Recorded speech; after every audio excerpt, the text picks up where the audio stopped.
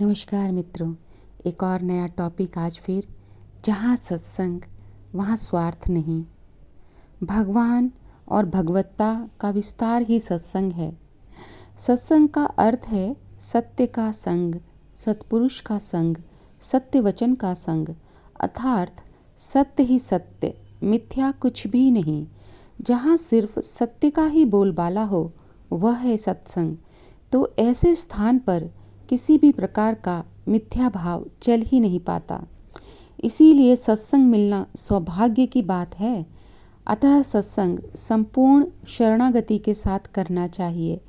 तब सत्संग में हमारी प्रगति तीव्र गति से होती है। परंतु अगर हम सत्संग भी अपने स्वार्थ को बचाकर करना चाहें तो प्रगति होगी ही नहीं। सत्संग तो स्वयं के दोषों को मिटाने के लिए और स्वयं को मिटाने के लिए होता है।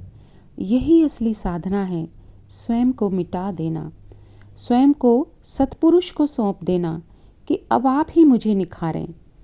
फिर तराशने लगते हैं सत्पुरुष ज्ञान द्वारा। इस तराशने की प्रक्रिया में सत्पुरुष हमारे ऊपरी आवरण को हटाने लगते हैं।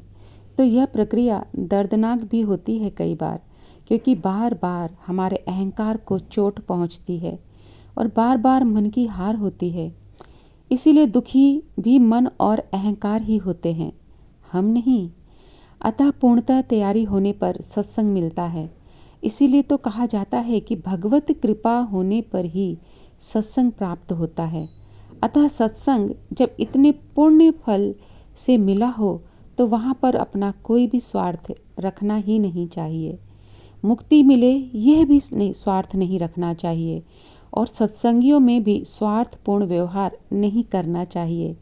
सभी के प्रति सद्भावना, निस्वार्थ प्रेम व एकता का भाव रखना चाहिए।